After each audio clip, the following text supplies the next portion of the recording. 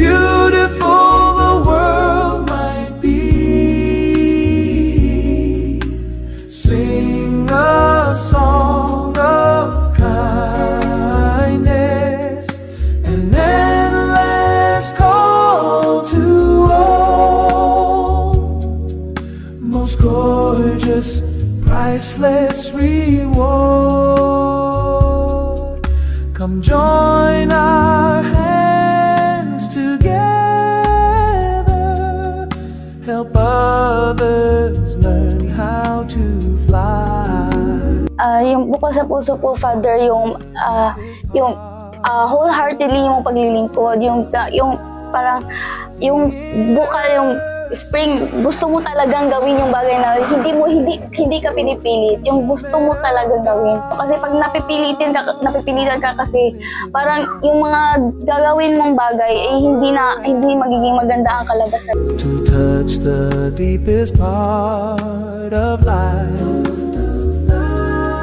the inner secret of happiness, instrument of God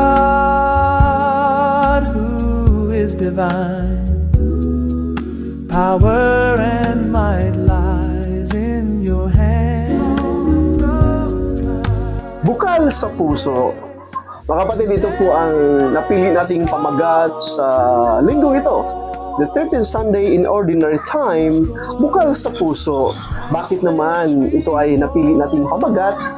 Dahil sa isang inspiring statement dyan sa ating Ebanghelyo na sinasabi doon na pag ikaw ay makapagbigay ng isang basong tubig na malamig.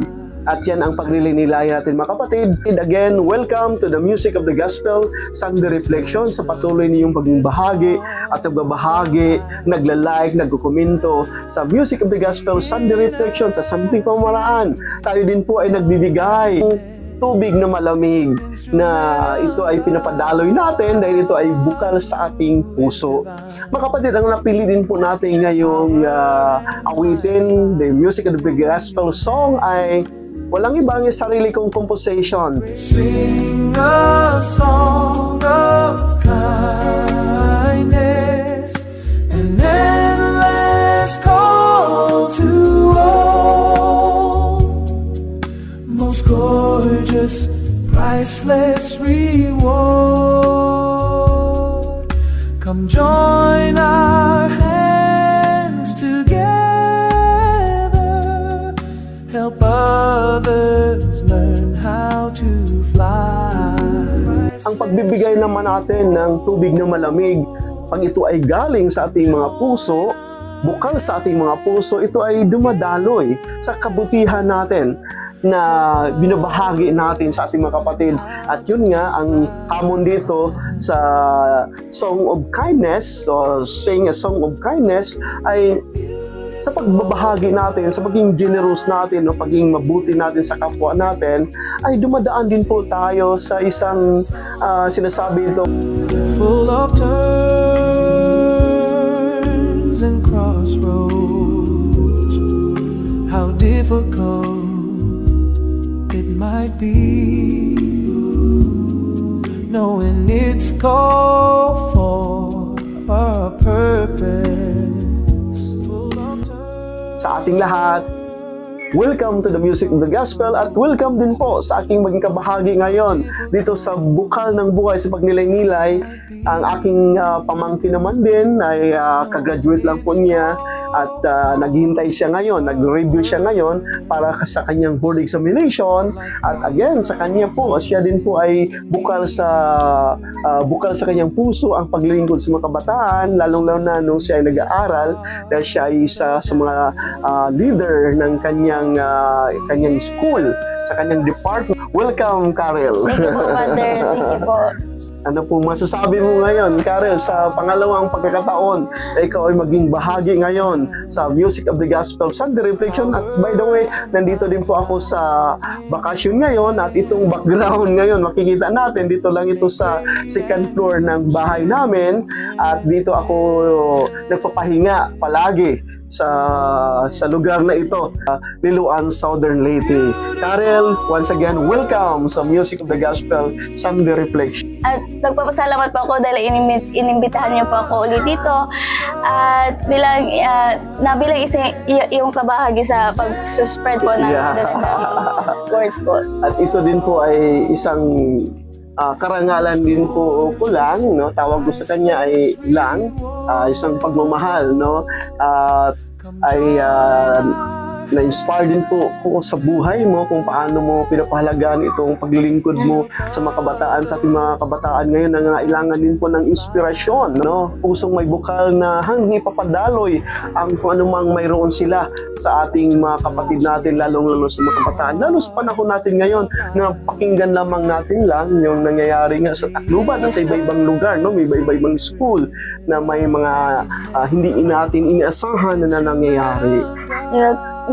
Napaka po talaga yung nangyari sa Tacloban shooting, lalo po mga minor de edad po yung yung involved na sa shooting po na parang masakit po isipin na mga kabataan nagagawa na po yun mga kabataan ngayon na hindi po sila nagagabayan ng maayos sa paligid sa mga magulang nila, lalo pat nagagawa nila po yun sa paaralan kung saan sila mismo nagle-learn na nag-aaral kung paano maging isang mabuting tao, yung para ma-learn nila paano maging isang ehemplo din sa ibang kabataan.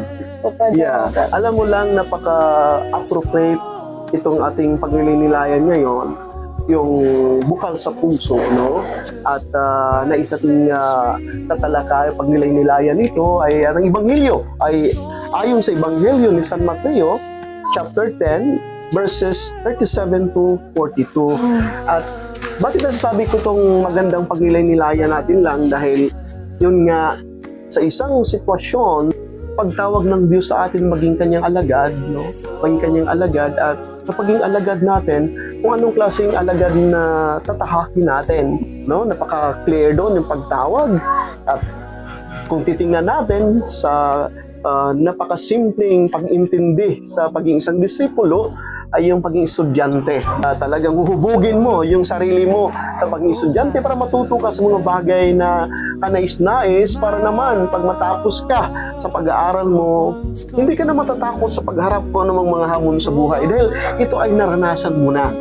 At ayun nga, pagkatapos dito, pinapadala ni Jesus apostleship, no? At nais ating tatalakayin muna lang yung Karel, yung umpisa dito, yung the title itself, Bukal sa Puso.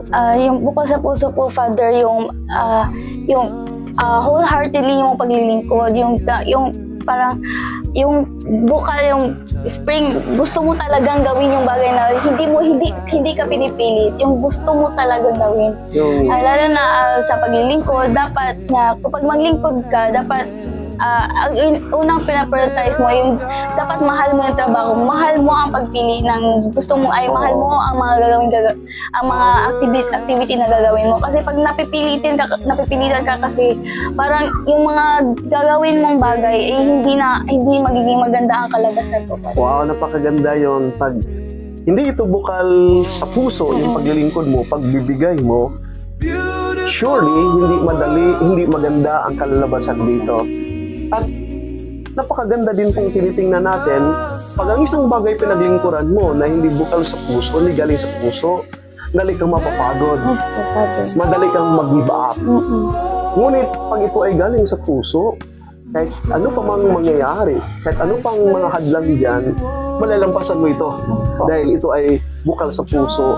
At nais natin i-connect ito, Karel, doon sa sinasabi ni Jesus na sino mang magbigay ng isang basong malamig na tubig, mga maliliit na ito, napakagandang titingnan sa malamig na tubig at sa mga maliliit na ito. Now, ang konteksto dito, Karel, napakaganda dahil alam naman natin sa panahon natin ngayon ay madali na lang maghanap ng malamig na tubig. anywhere makapaghanap ka, no? Available na yung mga refrigerator, no? O kahit dyan sa mga magbili ka lang ng ice at ito ay ilagay mo sa isang lagayan, ay malalamig na yan. At ito ay talagang very common. Ngunit sa kapanahon ni Jesus ay hindi po, wala pang mga refrigerator ng panahong iyon. Wala pa pong ice sa panahong iyon. Wala pong pampalamig, no? Ngunit sa kanila ay gumagamit nung kapanahonan namin, no? The 80s, the 70s, no? Ay wala pang mga refrigerator din sa atin. Ang ginagamit natin ngayon, yung panahong iyon ay nagkakaroon yung jar, tadyaw sa Tagalog, na pag may stock yung tubig doon, malagay yung tubig doon, umaga, nilagay mo doon, kinahaponan ay kukuha ng tubig doon, napaka-fresh na, malamig-lamig na. At alalahanin natin, sa panahon ni Jesus, ay nakikita ko na ganoon din po, no? Nagkuha sila ng tubig at ilagay na sa lalagyan, no? Talagang kinikip nila para naman lalamig din. Lalong-lalo na pag mga desyertong lugar na mainit-init din yung tubig doon pag parang walang malalagyan, no? At pag malalagyan, ikikip yun, i-preserve yun, lalamig din yun. Now, ngayon, sa mga naglalakbay, napakagandang titingnan sa mga naglalakbay dahil, bakit napakagandang titingnan? Dahil kung hindi bukal sa puso mo yung pagbibigay, parang sabihin mo, uhaw na uhaw ka, dito yung tubig na to. Ito yung tubig, parang normal lang, ibinibigay mo. Ngunit, ang napakaganda dito, pag bukal sa puso mo, alam mo na talagang pagod na pagod itong taong ito sa kanyang paglalakbay. Wala pang sasakyan ng panahon ni Jesus, no? Wala pang sasakyan, may sasakyan man, mga camel or mga ordinaryong sasakyan lang ito. Wala pang mga kagaya sa atin ngayon, no? Ngunit, ang napakapunto dito ay pag makapagbigay ka ng tubig na malamig, wow, ito ay galing sa puso, napaka-espesyal. Napaka-espesyal ang pagbabahagi mo sa tubig na ito sa kanila. At pag ito napaka-espesyal, tingin mo sa taong iyon, karaniwang tao, sa mga maliliit na tao, special din po sila sa'yo. Bakit special sila sa'yo? Dahil nakikita mo ang Diyos sa kanila. Ang sarap po sa pakiramdam na binibigyan ka ng pagpapahalaga po ng ibang tao. Hindi po kasi lahat ng tao nagbibigay ng pagpapahalaga ng espesyal sa ibang tao. Lalo na yung iba is at saka ang sarap din po sa pakiramdam na mabigyan ka ng bibigyan ka ng pagpapahalaga ng ibang tao dito. So sa isang tao na nakatanggap ng special attention, para sa kanya napaka-inspiring din yun. Para bagang nandoon yung pay it forward, dahil nabigyan mo ako ng pagpapahalaga, kahit pa man ako ay isang taong simple lamang, isang taong sabihin natin dukha, ngunit binibigyan mo ako ng pagpapahalaga, yung sinasabing witnessing. Dala-dala ko yung karanasan na yon sa ibang tao din, na yung pay it forward na mapapahagi ko rin itong kagandahang ito sa ating kapwa. At alam mo, Karel, napakaganda din po ito dahil ang ating Jesucristo, for God so loved the world, na John 3:16, napaka-espesyal po. Dahil galing ito sa pagmamahal ng Diyos, ang kanyang kaisa-isang anak, galing ito sa kanyang nagbubukal na puso, at ang binibigay niya sa atin, hindi mo tayo karapat-dapat, Karel, dahil sa ating pagiging makasalanan. Ngunit galing ito, bukal ito sa puso ng ating Panginoong Diyos, napaka-espesyal ang binibigay niya sa atin. At walang iba kundi ang kanyang kaisa-isang anak, ang minamahal ng anak, dahil special na special ito. Binibigay po talaga ng Diyos sa atin yung the best po para sa atin po, Father. Kapag tayo po yung sinusurrender po natin yung lahat ng yung buhay natin para sa Kanya, nag-reciprocate din po yung Diyos para sa atin, yung binibigay din po ng Diyos sa atin yung best po, Father. Kanya po parang yung pag minahal natin ng Diyos, binibigyan niya mas doble pa ang pagmamahal ng Diyos ang binibigay po sa atin. So, yun yung natin, yun yung pananampalataya natin, na ating pananampalataya ay isang tugon lamang sa isang Diyos na nagmamahal sa atin. So, kung nagmamahal ang Diyos sa atin, na sobrang-sobra ang pagmamahal ng Diyos sa atin, dahil galing ito sa bukal ng puso niya, ang tugon natin, yung sinasabi mo nga kanina, na mababahagi natin ito sa ating kapwa, kung ano yung natanggap natin, nakikita natin yung pagiging witnessing, no? Na binabahagi din po sa ating kapwa. Kung ang response natin, ang tugon natin sa pagmamahal ng Diyos ay pagbabahagi din po ng ating mga sarili na galing o bukal sa ating mga puso sa ating paglilingkod sa kanila. Maglilingkod ka ng bukas sa puso sa ibang tao pa, Father.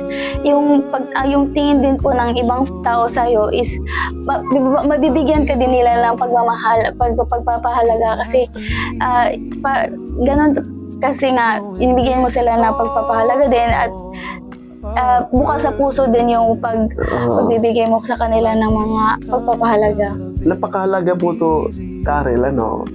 Dahil yun nga sa sinasabi nating the music of the gospel song, sing a song of kindness, ay yakin sarili ko tong composition, ang binibigyan ko ng diin dito na sa pagiging kindness natin, pagiging generous natin sa ating mga kapatid, ay talagang ito ay isang endless call. An endless call to all, most gorgeous, priceless reward. No, so ibig sabihin, ang Diyos na nagmamahal sa atin ay walang sawa ang Diyos na nagmamahal sa atin. Walang kapalit, walang tigil, walang katapusan pagmamahal ng Diyos sa atin. Na ibig sabihin na ang pagiging generous din po natin ay walang tigil, walang katapusan din po. Habang may buhay tayo, patuloy tayong maging generous. Hindi lang maging seasonal tayo sa pagbibigay ng ating mga sarili, pagiging bukal ng ating mga puso sa ating mga kapatid. Hindi lang ngayon, hindi lang bukas, hindi sa sunod mga araw, hindi araw-araw natin gampanin itong pagbubukal ng ating mga puso. At nais natin i-connect ito, Karel, no, doon sa awitin pa rin.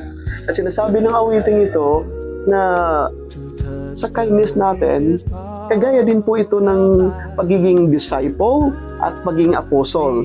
Dahil yun nga, sa ating ibanghilyo ngayon, napaka-challenging man talaga na sinasabi ng ibanghilyo natin na kung sino yung umiibig sa kanyang ina, sa kanyang ama, sa kanyang kapatid, sa kanyang kaibigan, o sa mga property niya. No? Sa mga property na manghigit sa akin, kahigit kay Jesus, no, higit sa kanya ay hindi mo papabilang sa kanyang pinagharian. No, hindi mo papabilang, hindi karapat-dapat. Ngunit, ang sabi natin sa Kristo, kung sino yung magmahal mawalan ng buhay ng dahil sa Kanya, ninindigan ng dahil sa Kanya, ay magkakamit ng buhay na walang hanggan. So napakaganda yun, Karel, yung mga bagay na yun na pagnilay-nilayan natin dahil ito yung sa the song, sing a song of kindness, dahil nandoon yung Full of turns and crossroads, how difficult it might be. Ay, yung pagiging disipulo, Father, is yun po yung mga taong nagle-learn po sa mga teachings ni Jesus, sa Panginoon. At sila din yung mga taong kusang po yung nakikinig, tumitingin kung paano namuhay si Jesus at kung paano siya, at kung ano yung mga yung mga tinuturo ni Jesus sa kanila po, Father. So napakaganda yung pagtawag ay nais nating matuto sa Kanya. Tinatawag tayo unang-una para matuto sa Kanya. Mamulat ang ating mga mata kung sino ang Diyos sa buhay natin. At yan ang napakahalaga, Karel, dahil yun nga sinasabi ko kanina, ang disipulo ay kagaya ng isang estudyante. Ang disipulo ay tayo, tinatawag tayong lahat paging isang disipulo. Ngunit, hindi po ito katulad ng mga apostol. No, hindi po ito katulad ng apostol dahil nung pinili ni Jesus ang mga apostol na 12, pinili niya doon sa mga disipulo niya. Ibig sabihin, doon sa mga disipulo niya, yung pinili ni Jesus ay para ipapadala niya. Ibig sabihin, kung disciple is about calling, mag-estudyante, ngayon natuto ka na, sangkap ka na, ngayon ikaw naman ay papadala to be sent, yung apostles na yon. No, ang pagkakahawig dito na hindi ka pwede na magiging isang apostle unless you have to pass through sa pagiging disciple mo. Ang pagiging apostoles po, Father, is nagre-represent ka sa life ni Jesus. Ikaw na mismo yung nagti-teach and nagsaspread po ng words ni Jesus para yung iba magiging disciple din po ni Jesus, para malaman din po nila yung paano yung buhay ni Jesus, paano ang mga words ni Jesus, para ma-spread din po nila sa ibang tao, at marami pa silang matulungan pa po, Father, marami pa silang maibigay na mga mabubuting mga words po ni Jesus mo, puno ng pagmamahal po, Father. Yeah, napakaganda yun, Karel, na sinasabi mo, ang pagiging apostol ay isang pagbabahagi sa ating kapwa kung sino si Jesus. So, ngayon, discipleship is all about following the way of Jesus. Now, apostleship is all about bringing the way of Jesus to others. No? Dala-dala natin, hindi yung sarili natin ang dala-dala natin sa ating mga kapatid natin, kundi tayo naging representative ng Diyos sa ating kapwa. Pag representative tayo ng Diyos sa ating kapwa, makikita ng ating kapwa hindi yung mga sarili natin. Pag tayo naglilingkod sa Kanya, makikita ng ating kapwa ang Diyos sa atin dahil nirepresent natin ang Diyos sa kanila. Na ibig sabihin dito, Karel, napakalaking bagay ito, no? Bakit napakalaking bagay ito? Dahil pag minsan kasi, pag hindi tayo aware sa ating paglilingkod na ang Diyos ang ating re-represent. Pag may mga success tayo, sabihin natin na naging successful yan dahil sa akin. Naging successful yan dahil napakagaling ko. At kung may failure naman din, tinuturo natin yung mga sarili natin, tinuturo natin yung ibang tao sa failure na to. Dahil kung alam natin yung purpose natin sa paglilingkod, sinasabi namin, life is easier. No? At napakaganda, is a song of kindness, no? Na napakasaya nating maglilingkod. Beautiful the world might be. Sing a song of kindness, an endless call to all. So, tingnan natin yung napakasayang paglilingkod lang, that there is no such thing as resurrection without crossroad or without yung mga tinik na ito, without passing through the passion and death of Jesus Christ. Totoo po yan, Father. When kapag maglilingkod ka po talaga, especially if first, nasa unahan ka pa lang po ng journey mo, marami ka po talagang ma-encounter ng mga pagsubok, na siya din naman ang magtitest sa'yo para ikaw, pagdating panahon, ay magiging strong ka na sa pagdating ng panahon po, Father. Pero pag nakamit mo, pag nakita mo talaga yung purpose mo sa pagsiserve mo, sa paglilingkod mo, nagiging madali na ang lahat.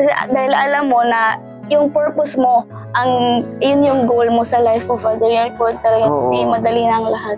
Yun, makikita lamang yun natin yung kalagahan ng ating paglilingkod, paging apuso, paging disciple natin, apuso natin, kung gagamitin natin yung salitang discernment sa buhay natin. Sa buhay natin araw-araw, kakilitisin natin. Yun nga lang, nakakalungkot sa mga kabataan natin, yung mga nangyayari sa Tacloban, nangyayari sa ibang lugar, sa ibang school, na nandoon yung mga bata pa lamang, kaya na nilang pumatay, kaya na nilang bumaril. Why? Dahil, yun nga, hindi sila natuturuan kung paano mag-discern sa buhay. Naniniwala na lang sila kung ano nakikita nila sa internet, no, sa Facebook, sa YouTube, sa TikTok, ano pa yan, no? Naniniwala na lang sa nakikita nila. Wala yung discernment process. Ngunit, ating mga kapatid nga sa media, ginagamit yung discernment, salitang discernment, which is not good. Bakit man? Na sinasabi nga na discern daw ng mga kabataang itong pumatay doon sa mga inosenteng mga kabataan nila, kaklase nila, discern. Hindi man yun. Hindi yun discernment. Kasi pag discernment, pinagnilay-nilayan mo yun. Pinagnilay-nilayan mo yung mabuti. Pag nilay-nilayan mo isang mabuti, at ginagawa mo rin ano yung mabuti. Pag hindi mo pinagnilay-nilayan yun, hindi yun discernment. Po, Father. Mas mabuti po talaga yung ituro na sa mga bata ngayon yung pagnilingin. Sinabi mo mga financial discernment kasi kasi yung mga kabataan kasi ngayon ginagawa na lang kasi nila yung mga nakikita nila sa paligid nila, lalo na sa social media, sa mga laro, yung mga online games na hindi na sila nag-guide ng mga matatanda di sila nag-guide ng matatanda na tinuturuan sila na ito yung tama at ito yung mali. Kaya nagagawa yun mga kabataan ngayon. Oo. Napakalaking hamon ko sa mga magulang lang, na sa mga magulang din po natin, no, na marunong sila na kausapin nila yung mga anak nila kung ano yung nakakabuti sa kanila araw-araw. Binibigyan nila ng panahon na kausapin, pakinggan yung kanilang mga anak. Dahil again, kung wala itong mga bagay na ito, ay ang mga kabataan natin ay mapariwala. At ganoon din po sa mga school na kailangan din po sa dipid natin, no, na magkakaroon ng pagninilay na igawin ang paraan na maging bahagi ng school kung paano ang mga bata matutong mag-discern. Yes po. Magkikilatis ka, no, ang kalagahan ng buhay. Ano mga mabuting pwede nilang gagawin sa ating society, sa ating simbahan, sa pamilya mismo. At yan ang pagiging disciple, yan ang pagiging isang apostol, at tayong lahat yun tinatawag lang. No? Mas mabuti din po yung pagtuturo din po sa mga kabataan ay bukal din sa puso po, Father. Yan. Isa din po yan lang. Napakaganda yun na pagtuturo sa mga kabataan na bukal ng puso, dahil kung wala nga yung bukal sa puso, ay baka hanggang program lang. Yes. sa ating DepEd, sa ating school natin. Ngunit pagbukal sa puso yan, araw-araw yan pinabulat sa mga estudyante. At ganoon din sa mga magulang, pagbukal sa puso ang kanilang concern sa kanilang mga anak, talagang araw-araw nilang gagawin ito. Una po sa Father, thank you po again sa pag-invite po sa akin dito sa Music of the Gospel Sunday Reflection po. Ang masasabi ko lang po, based sa title ng Bukal sa Puso, sa mga kabataan, every day is an opportunity to give po. And to give is a privilege.